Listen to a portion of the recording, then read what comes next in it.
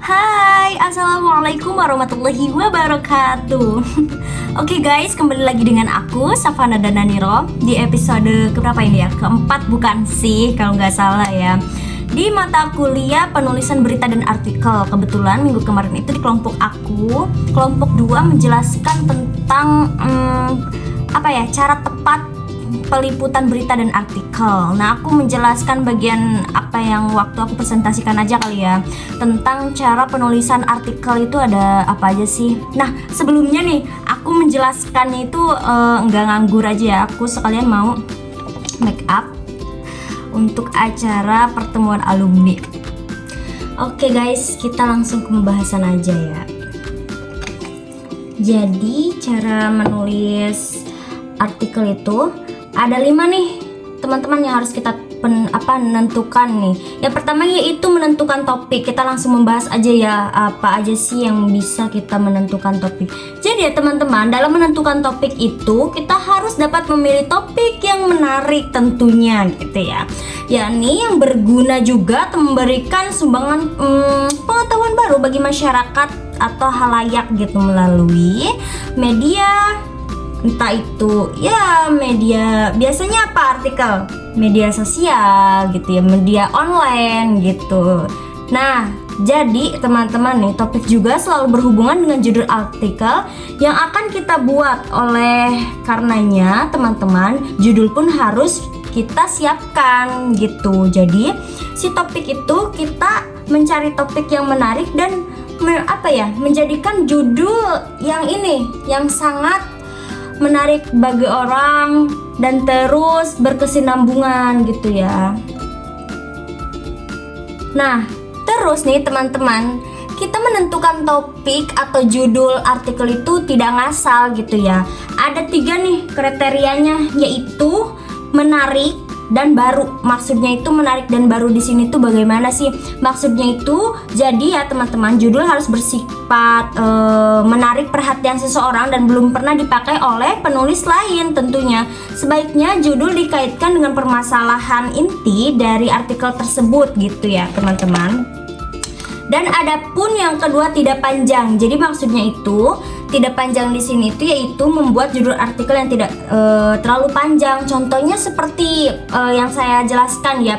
Misalkan di bulan puasa ini kita ambil tema tentang kajian Ramadan.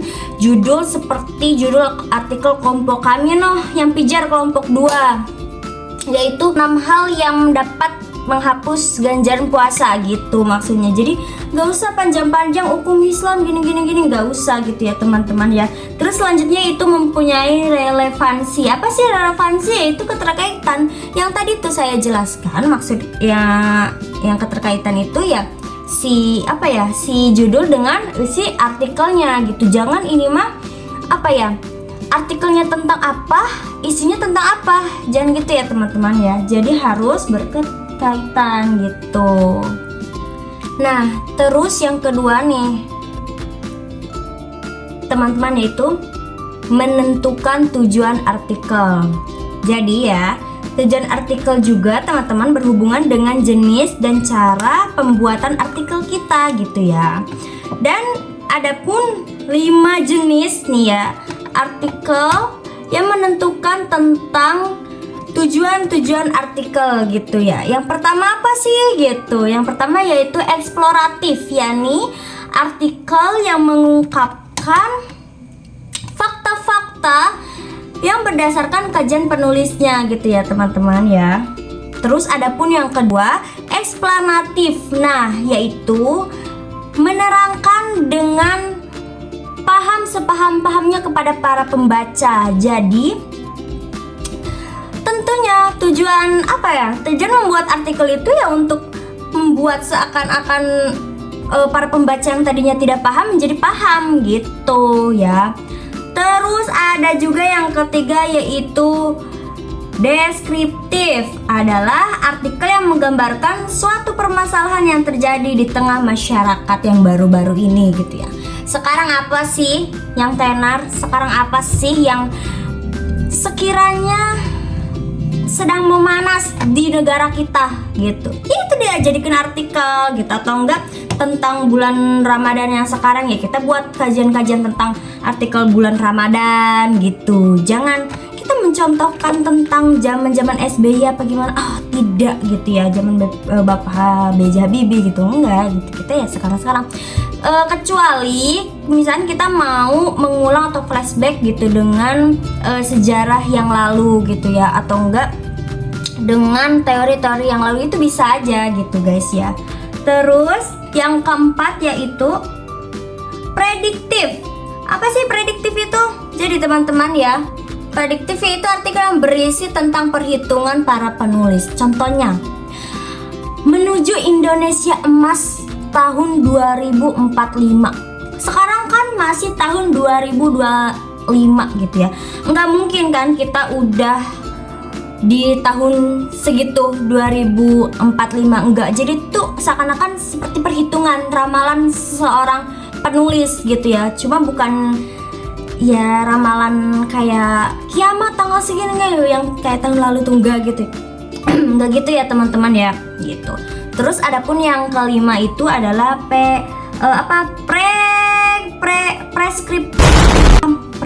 preskriptif. Nah, yaitu artikel yang memberikan tuntunan kepada para pembaca.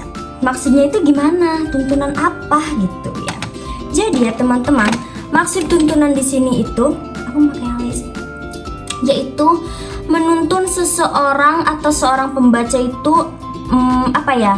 tentang bagaimana mengurus paspor, KTP, SIM, surat nikah gitu. Bukan tuntutan ya, tuntutan bikin orang tertekan. Terus teman-teman, ada pun yang ketiga yaitu mengumpulkan bahan atau referensi.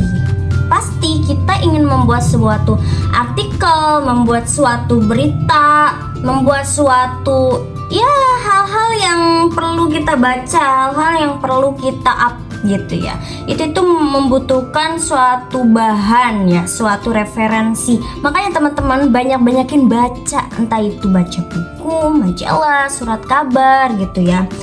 Atau enggak ya kita searching internet gitu ya, artikel-artikel atau jurnal-jurnal yang sudah kesinta yang terpercaya gitu ya, yang sudah intinya yang sudah ada tanggung jawabnya gitu ya, yang sudah jelas ya. Jangan sampai kita mencari suatu teori atau materi atau bahan referensi itu tidak jelas gitu ya, tidak ada penanggung jawabnya gitu. Nah, setelah menentukan topik, teman-teman, langkah yang harus kita lakukan adalah mengumpulkan bahan sebanyak-banyaknya untuk mendukung tulisan kita. Nah, kan? Terus adapun yang keempat yaitu menyusun kerangka tulisan. Yang keempat itu tadi apa? Yaitu menyusun kerangka tulisan. Agar apa? Agar tersusun rapi gitu teman-teman. Maka teman-teman, kegiatan menyusun kerangka tulisan itu perlu sangat diperhatikan dan perlu dilakukan. Terus adapun yang kelima yaitu mengembangkan kerangka tulisan menjadi artikel yang utuh. Kenapa demikian? Karena kerangka tulisan yang sudah dibuat akan sangat membantu kita untuk mengembangkan dengan lancar gitu ya. Jadi teman-teman, cara penulisan artikel itu dapat kita simpulkan atau dapat kita sebut artikel juga dengan apa itu? Ubur-ubur ikan lele. Serem lah. Dengan yaitu tulisan non-fiksi gitu ya tentunya. Jadi teman-teman banyak-banyakin berbaca, terus banyak-banyakin kita berpikir kritis, dan juga banyak-banyakin berlatih untuk menjadi seseorang penulis artikel yang berbakat dan terbaik. Semangat, aku Savana Dananiro. Cukup sekian, terima kasih. Kurang lebihnya mohon maaf juga. Assalamualaikum warahmatullahi wabarakatuh.